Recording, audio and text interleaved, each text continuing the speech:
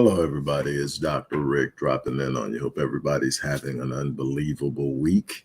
I hope that you are successfully in pursuit of the things that matter to you the most. For those of you who have missed me, yes, it's been a while since I've been able to go live with consistency.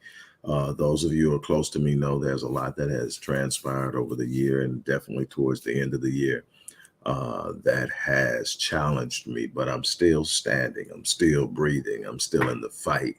And I am still exploding with gratitude. I am so grateful to have another opportunity today to be in this world, to make a difference, to help someone make a change in their lives. And so while it has been a challenging and disrupting year for me, it has also been a blessing. And I am looking forward to what is to come. Um, Before we get started, look in the description box. There are all types of seasonal and year-end blessings for people who really want to change their lives, from programs and courses to opportunities to work with me. Check it out. I don't know how long these unbelievable offers are going to last, but they're in there. I don't have time to go through them. I don't want to shut down what I want to talk about today. I want to talk to you about creating a new mantra. This is Focus Friday. And I want to talk about what you focus on. Whatever you focus on in this world, you feel. Whatever you give your attention to is where your energy goes. And where your energy goes, that's what creates what you feel. What are you engaging? Are you engaging doubt? Are you engaging past hurts? Are you focused on something that is literally draining you or hurting you? What I'm telling you is what you focus on is what you feel. But what I want to show you is how to create a mantra that every person in this world that's looking to go to the next level should be doing. And the mantra is simply, I can. I remember being told in the 10th grade by who would eventually be my 11th grade English teacher, son, the word can't will never apply to you. I don't think she knows the magnitude of the impression that made. Someone that I looked at as being the pinnacle of what she did in that school, that she was the apex of teachers that did what she did. And she demanded that kind of respect by her simple presence. And she was telling me, out of all the people she's come across, that can't won't apply to me. That meant the world to me. I took it as a challenge that I would not allow the word can't to move into my vocabulary and become a forceful influence on how I approach life. So I don't use the word can't. I don't even use the word realistic. I simply decide I'm going to do something, and then I go doggedly after it until I get it. My people who know me know it's real simple for me. It sounds cliche, but it's simple. When I make up in my mind to get something, there are two things that can happen. There are only two options. I'm either going to get it or I'm going to die trying. Quitting, going after something less challenging, all that stuff is not going to happen. So I can do it is my mantra. I can do it. I will do it. I'm built for this. Those are my mantras. I can do it. See, let me explain something. You've heard me say this over and over again, that it's not what you want, it's who you are. You don't get what you want, you get who you are. You get what you can become, what you are capable of becoming. So if it's something you don't have, if you examine yourself, it's because you have not yet grown into, developed into the person who is capable of doing it. So then what must you do? You must make up in your mind to gain a clear understanding of what it takes to have what you want, to do what you want, and then determine where you are versus what that person looks like. You're steadily growing into something. I am constantly becoming a better version of myself. I am challenging myself to grow. That's the first thing. You have to be willing to grow into something beyond what you are, to have the things you have not been able to have. The problem with most people when it comes to growing into something or becoming something different is they're so connected to who they used to be, they can't become who they're supposed to be, and that conflict creates stagnancy. Let me explain to you in a more succinct way. If you don't let the old person die, the new person can't be birthed. In order to birth the new person, the old person must die. You can't hold on to the same ideas, the same way of thinking, the same habits, the same behaviors, the same beliefs, and produce something greater. The greatness and the advancement comes from the evolution of the person.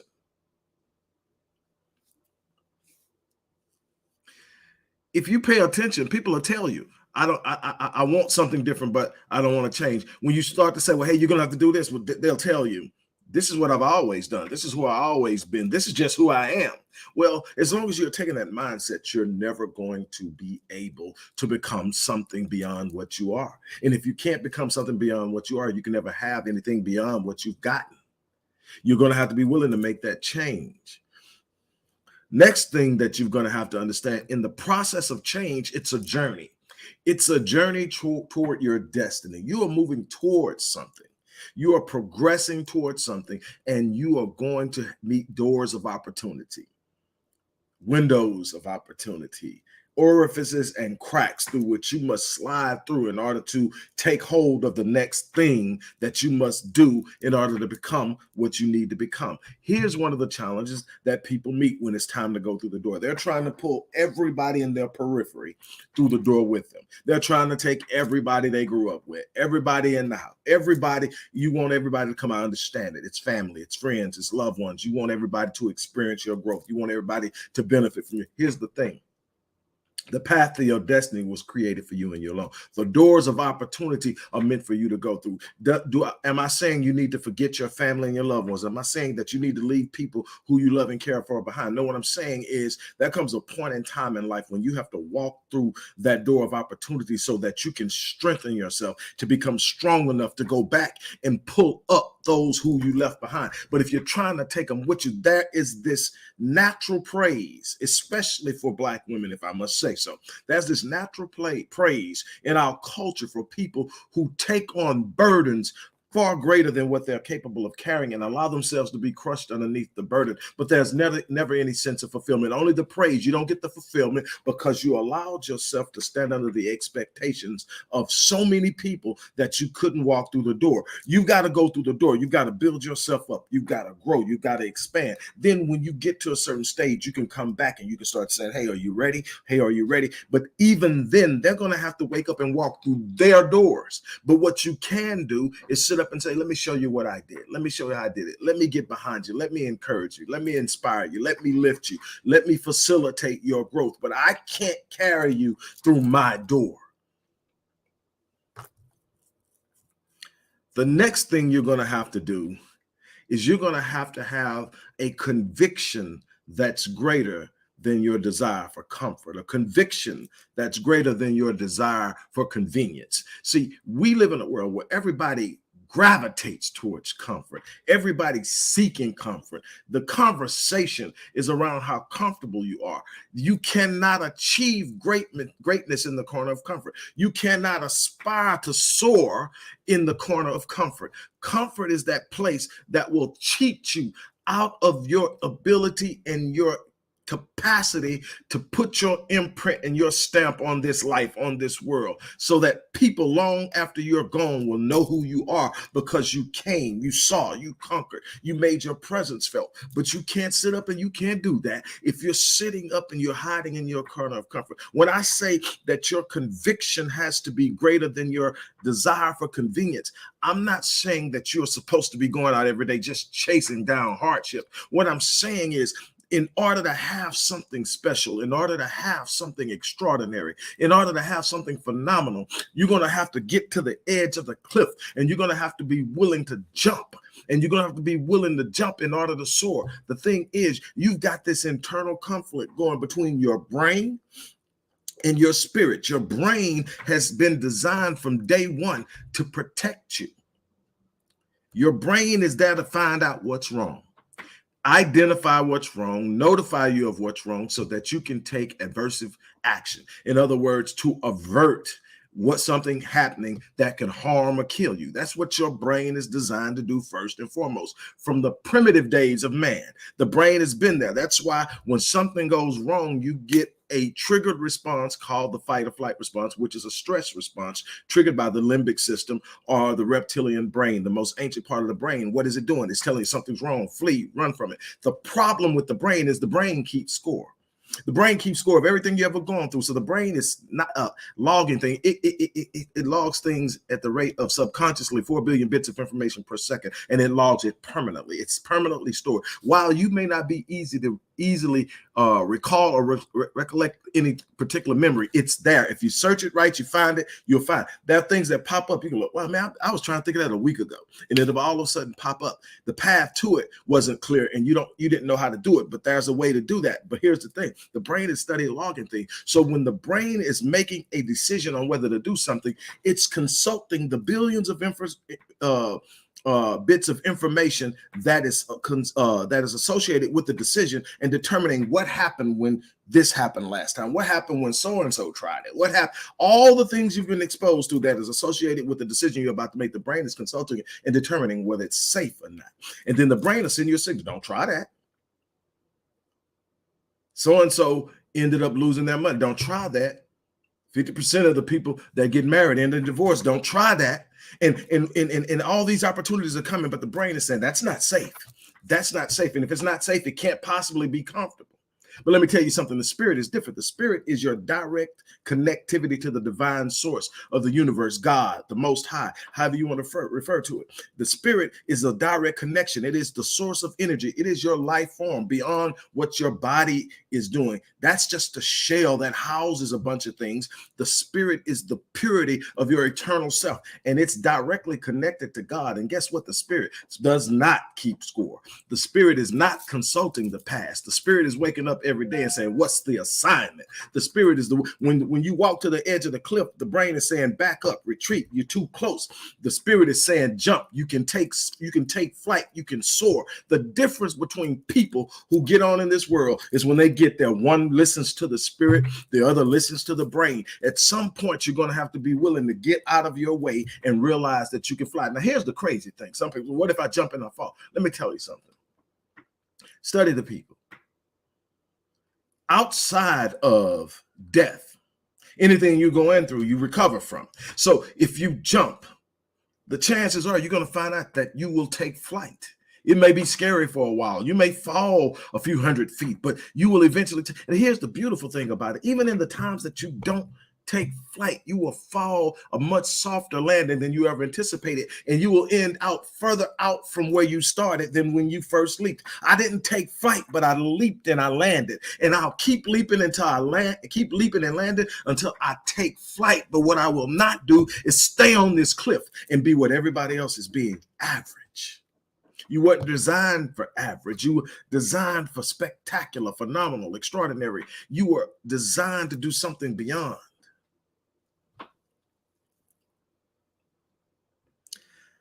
Finally,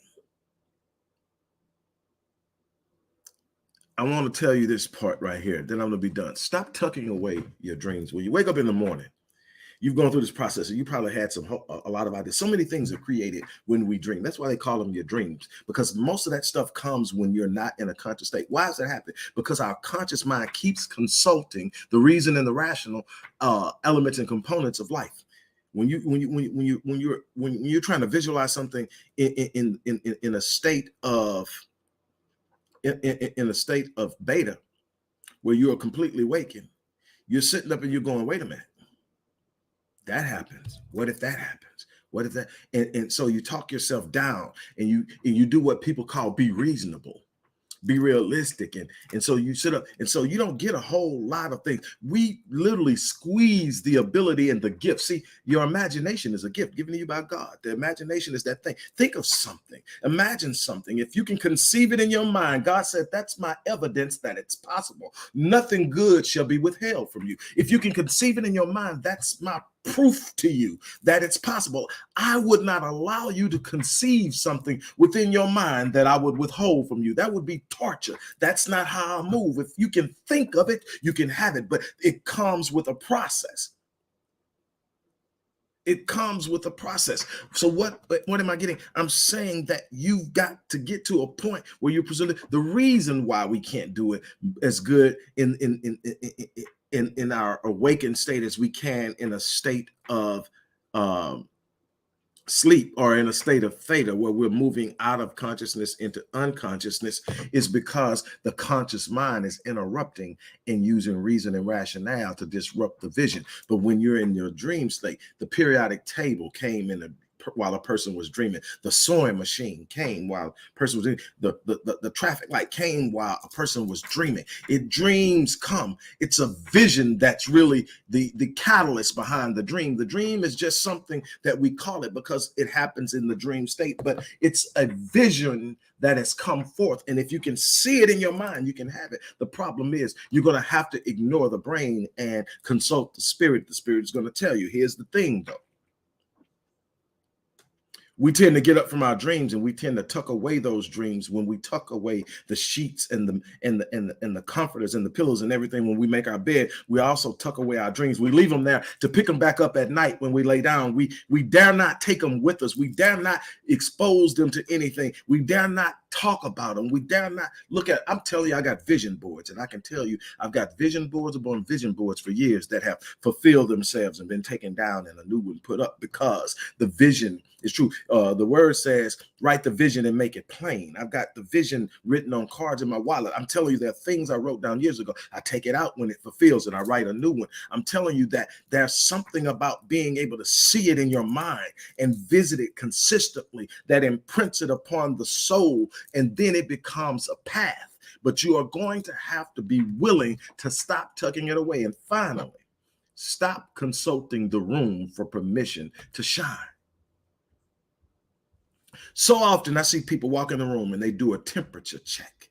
They're testing to see what the temperature tolerance are. If I'm too hot, I'm going to make people uncomfortable. What the visual components or elements of tolerance are. If I shine too brightly, I'm going to blind them. Let me tell you something. Walk in and set them on fire and blind them. They're going to either make an adjustment, or they're going to throw on shades, or they're going to get, but you can't keep shrinking yourself to make other people comfortable.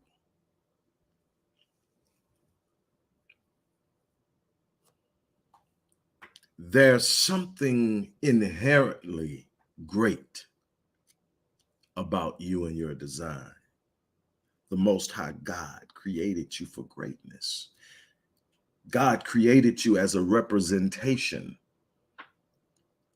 of the awesomeness of the Creator. You don't represent God well when you play small. You don't represent God well when you shrink back into your corner of comfort, when you sit back and pretend that greatness isn't flowing through your DNA.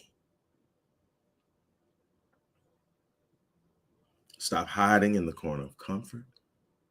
Stop expecting life to just lay down for you.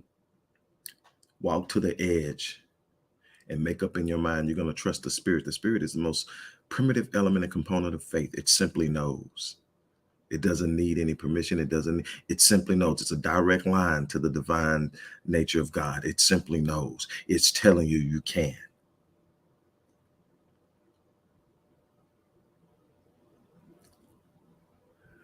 The weirdest thing, and then I'll be done. The weirdest thing to me is all the people who go out of their way to play safe end up experiencing hardships anyway. You don't escape the vicissitudes of life. They're going to roll into your little paradise, whether you want them to or not, whether you avoid them at all costs, whether you take all the precautions, you're still going to meet challenges. If I'm going to meet challenges regardless, I might as well engage them first. I might as well initiate the conflict. I might as well be the one that sets the stage and goes after it, because I'm not going to sit back and go through life, get banged up and come out with nothing to show for it. So if I'm going to take the bumps and the bruises, I might as well come out with something to show for it. So this is what I'm telling you. Get out of that comfort zone.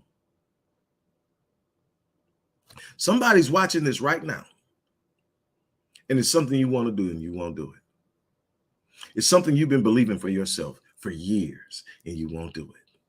There's something that's got, let me tell you, Will Smith said this a long time ago, said he believed that God placed everything worth having on the other side of fear.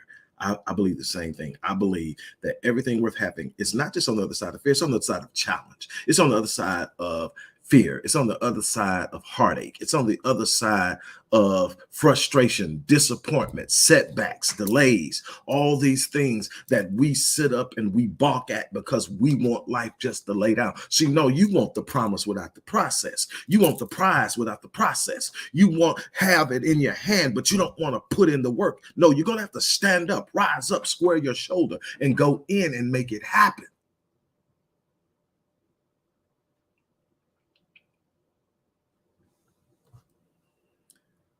Look,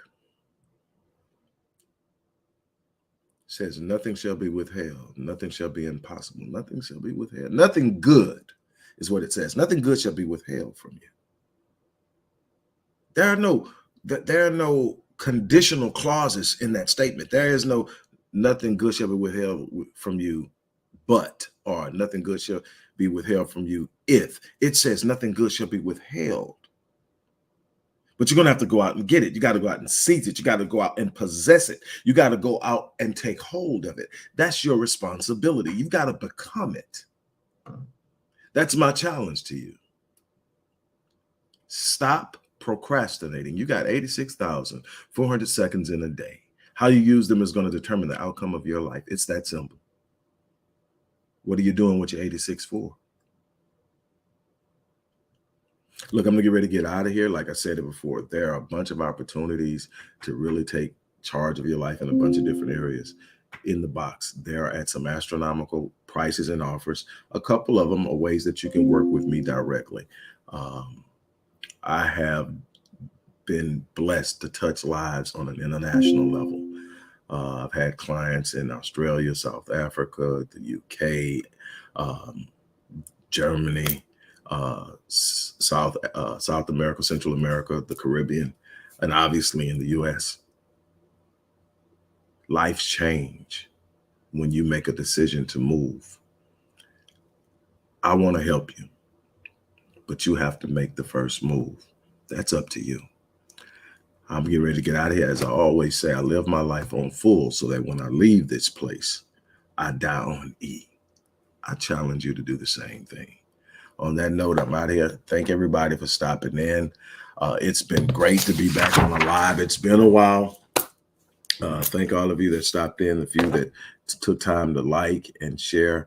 I'll probably be back in the morning, but I'll definitely be back for Monday. But we have to take control of our own destiny. It's that simple. On that note, I'm out. You guys have an unbelievable day.